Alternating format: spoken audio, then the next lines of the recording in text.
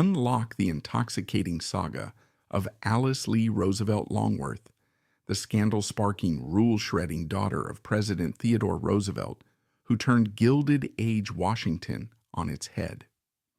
From lighting cigarettes on the White House roof to masterminding backroom deals in Dupont Circle, Princess Alice redefined what power, politics, and celebrity could look like for a woman in 20th century America.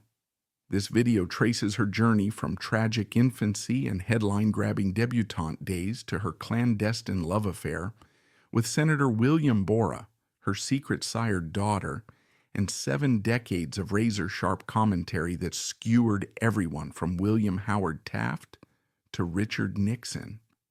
If you're searching for the untold biography of Alice Roosevelt, the wild history of first family scandals, or the origins of DC's most notorious one-liners, you're in exactly the right place.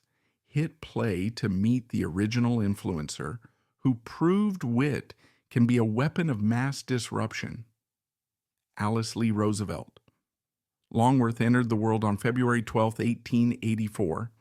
The same Valentine-colored morning her mother slipped quietly out of it, inside a brownstone on West 57th Street, New York City. That first breath arrived with a price so steep it branded itself across decades, the cost of a mother and a grandmother lost within 18 hours. Her father, 25-year-old Theodore Roosevelt, fled the scene of his heartbreak like a wounded cavalryman, leaving the auburn-haired infant in Boston with her maternal grandparents while he chased buffalo and silence on the Dakota plains. People in polite houses whispered that the baby had been orphaned by grief long before she learned to pronounce the word. Those first 3 years in Beacon Street stiff parlors might have produced a timid child, but Alice absorbed the Bostonian love of books and the Rooseveltian taste for mischief in equal measure. By the time Theodore remarried childhood friend Edith Kermit Carow and reclaimed his daughter at Sagamore Hill, little Alice's blue eyes already understood that visibility was currency. Edith offered civility, lace collars, and piano scales. Alice countered with tree climbing and riding skirts, mock saber duels with half-brothers Kermit and Archie, and vocabulary that could singe wallpaper. Her father, torn between political ascension and the volcanic energy of his eldest, split the difference by calling her Baby Lee in public and All-American Handful in private. It was the first of many nicknames the nation would learn by heart. Alice devoured everything in print: Darwin's On the Origin of Species, the Penny Dreadfuls, the latest French novels she smuggled under her pillow. She scrawled marginalia the way some girls braided hair, habitually fiercely, as proof of possession. Reading made her dangerous. Memory made her lethal. At 14, she could recite tariff schedules and Shakespeare soliloquies without blinking, then cut a rival debutante to ribbons with a single dimpled insult that sounded like a compliment on paper. When Theodore became New York's governor in 1899, the mansion in Albany became Alice's first performance venue.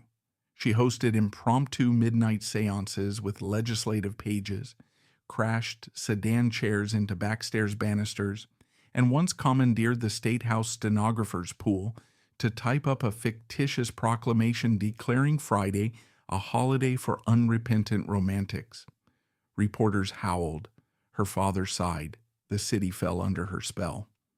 The next year, William McKinley tapped Theodore for the vice presidency, and the family relocated to Washington. Alice, newly 17, stalked Pennsylvania Avenue like a starved cat who'd just discovered the creamery. 3 months later, an assassin's bullet in Buffalo vaulted Theodore to the presidency. In August, he was simply father. By September, he was the most powerful man alive. And Alice, the willful comet who refused to orbit anything but her own curiosity, found herself the White House's unexpected moon, glowing, reflecting, distorting. The press had never confronted a presidential daughter who loved the flashbulb as much as it loved her. They nicknamed her Princess Alice, half irony, half coronation. She accepted the title with a curtsy so low it bordered on mockery. The nation's first glimpse of her spectacle came on New Year's Day, 1902. Instead of the lavender chiffon gown Edith had approved, Alice descended the grand staircase in a shimmering gown, Roosevelt blue, her father's campaign color, calculated to behave scandalously with the gaslight. 50 photographers erupted like kettle drums. Society columns labeled the shade Alice Blue by dawn, and milliners across the continent hustled to replicate it by noon. Edith fumed. Harvey girls and Broadway Coreens bought the dye. The American fashion industry learned what viral meant 2 generations before the word existed. She christened Kaiser Wilhelm's yacht in Kiel with a champagne swing so exuberant it splashed Admiralty uniforms. She chewed gum in receiving lines, practiced the hoochie-coochie at embassy balls, and, on a lark, placed a $100 bet on herself in a horse race Calcutta. Illegal twice over. Washington husbands brooded that she might ignite their daughters. Washington wives worried she would ignite their sons. Neither group could stop reading every word about her. July 1903, she acquired a 30-horsepower Scarlet touring car the press dubbed the Red Devil, learned to drive in an afternoon, and by dusk was terrorizing Rock Creek Park at 30 miles an hour. When Capitol Police protested the unchaperoned velocity of a 19-year-old female, she retorted, "If men were meant to monitor my speed, they'd have been born with regulator dials." One officer, legend claims, leapt into a bush rather than attempt a citation. Cigarettes were still contraband for respectable ladies, so Alice sewed a velvet pocket inside her ostrich feather fan and carried her Lucky Strikes in plain view. When her father banned indoor smoking in the executive mansion, she climbed out a White House window, shimmied onto the roof beneath the flag, and lit up, pausing long enough to wave the match like a torch of liberty. It wasn't defiance, she would later say. It was demonstration. Yet rebellion carried its own interest, payments, one of them loneliness. Under the lace of the debutante bodices, she found a girl still furious that her father once left her for the Dakotas. She thirsted for applause because applause sounded faintly like unconditional love. So when Congressman Nicholas Longworth III, a 30-year-old Harvard man with a violinist's fingers and an anophile's liver, began appearing at her side, Alice took note. Nick's Cincinnati money was older than statehood. His politics were tariff-friendly and carefree. He rivaled her in charm, if not discipline. Edith warned that Nick's idea of moderation was switching from burgundy to gin. Theodore calculated the political mathematics and grudgingly approved. Alice accepted Nick's diamond solitaire at sunrise on a Sequoia yacht cruise after he waltzed her across the deck, both of them tipsy on Bollinger and ego. The society wedding on February 17, 1906, exploded every precedent. Invitations outnumbered the capacity of St. John's Church by 400. Gifts poured in from foreign monarchs, including an elephant tusk from the Emperor of Japan engraved with her initials in ivory. Congress recessed early so representatives could jostle pews with Vanderbilts. When Alice, glimpsing the delirium outside, asked what would happen if she simply ran away, her father replied, "The public, dear heart, would marry you itself." She walked down the aisle with a prayer book that concealed a lucky blue garter and an emergency pack of cigarettes. The honeymoon began on a transatlantic steamer stocked with diplomatic telegrams and ended with a bellboy delivering an unsigned letter alleging Nick's love child in St. Louis. Alice tucked the note into her diary beside dried edelweiss and wrote beneath it, "Trust is the first casualty of matrimony. They returned to Washington smiling for photographers, but the fracture line ran under every subsequent photograph. Publicly, she played congressional consort, opening orphanages, judging flower shows, shaking 1,000 gloved hands an afternoon.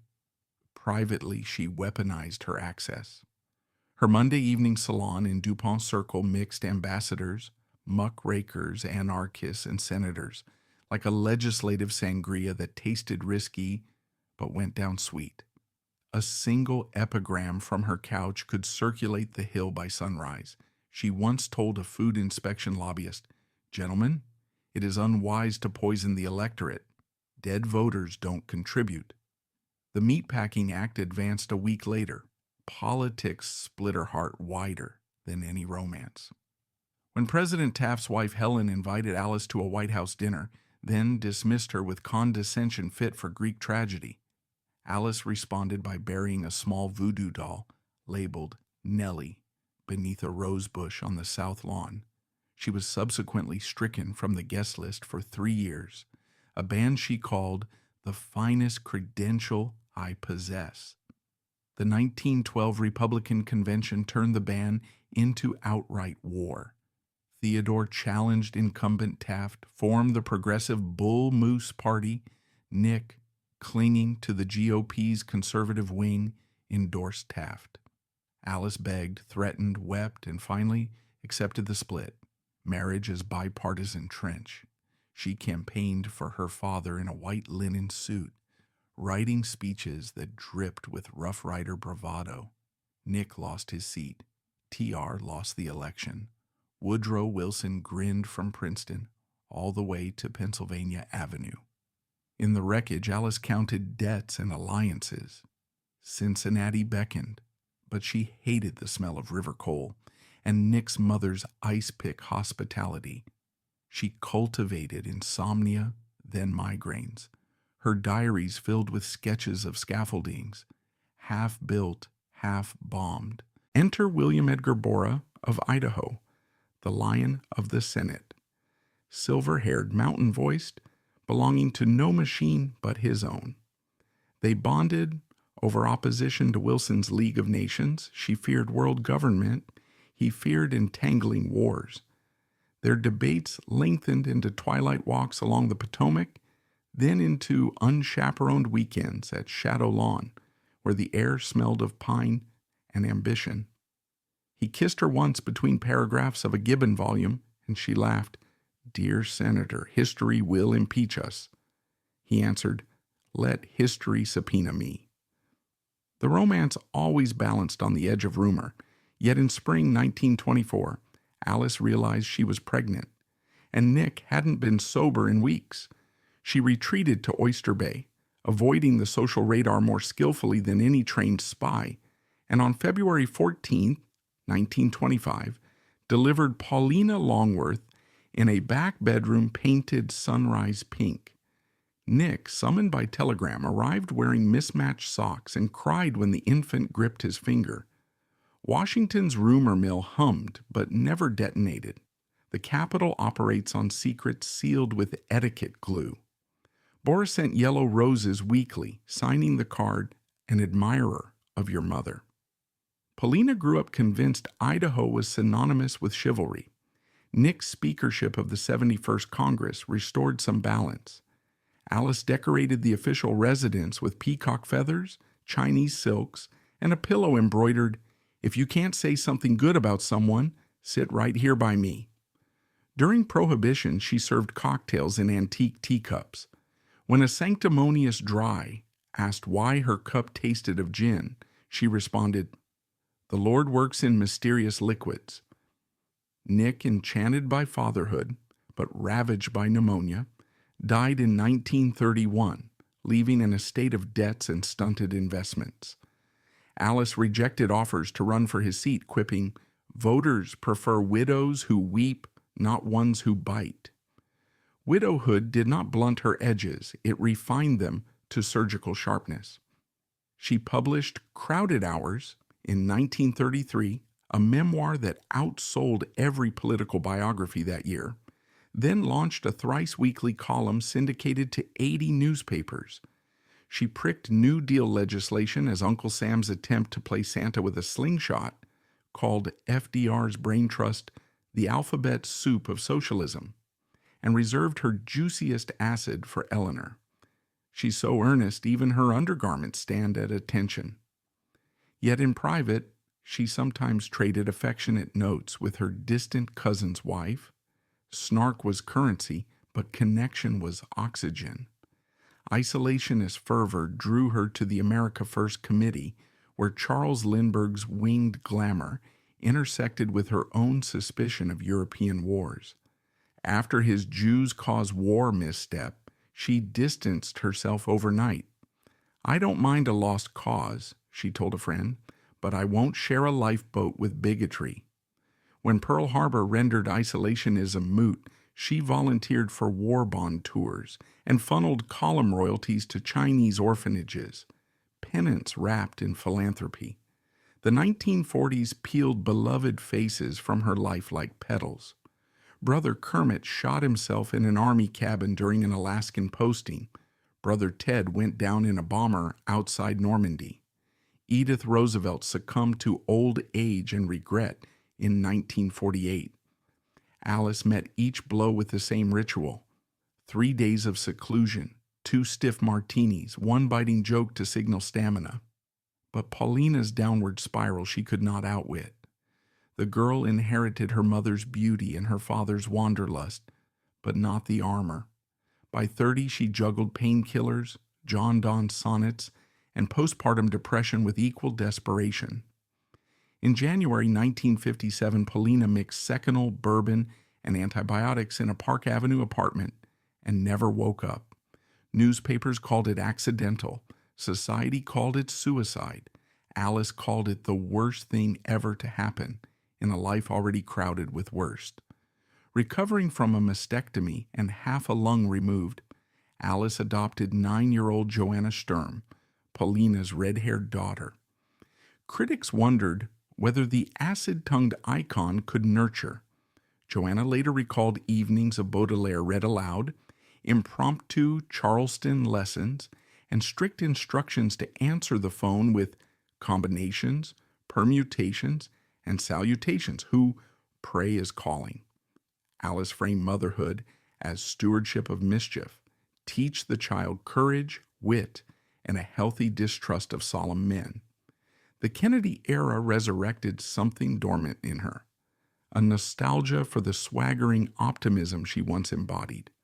She adored Jack's ease, Jackie's wardrobe, and the fact that the Oval Office finally harbored someone who quoted Tennyson as readily as tariffs.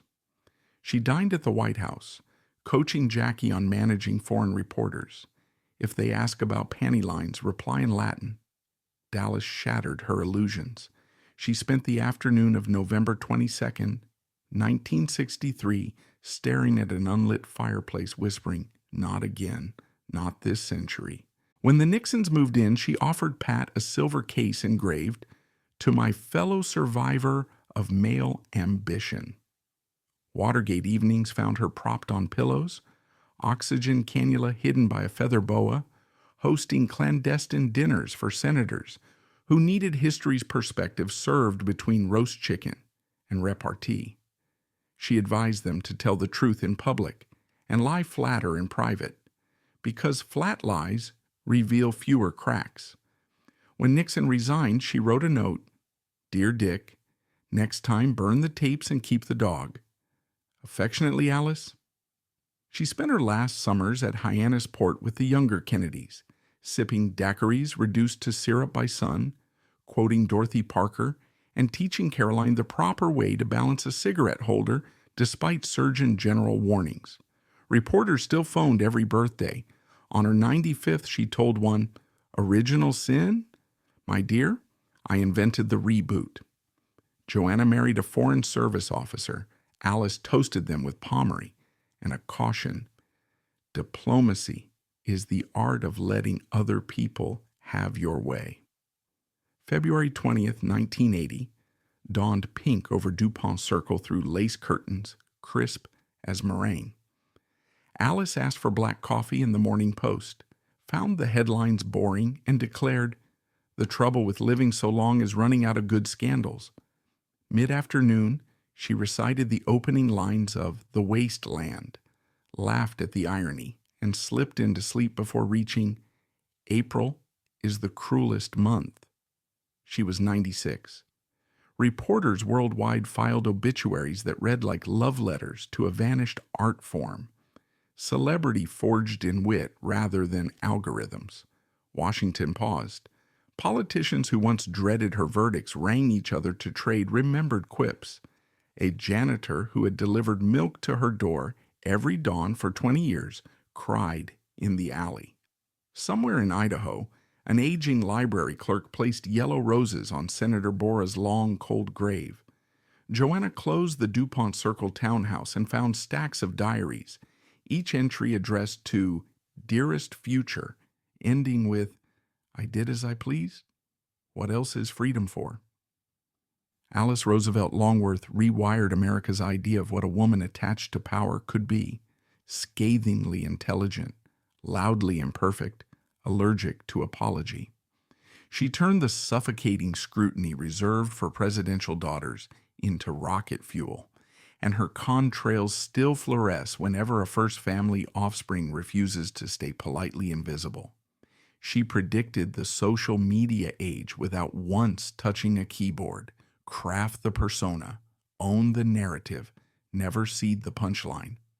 Above all, she proved that tragedy can be repurposed into spectacle, that spectacle can birth influence, and that influence, when wielded by a razor mind, can alter the trajectory of parties and presidents without a single elected office. History will remember her for the cigarette lit on the White House roof, the parlor pillow that weaponized gossip, the unofficial filibusters against boredom she staged in every ballroom from Palm Beach to Peking. But the more subversive legacy is quieter, an orphaned girl who taught herself survival by translating pain into punchlines, and then offered the punchlines to anyone who needed courage to misbehave. Pull back the velvet curtain of the century, and you'll see her silhouette, cigarette holder aglow, smile curled like a question mark, inviting us to join her in the laugh that sends tyranny shivering.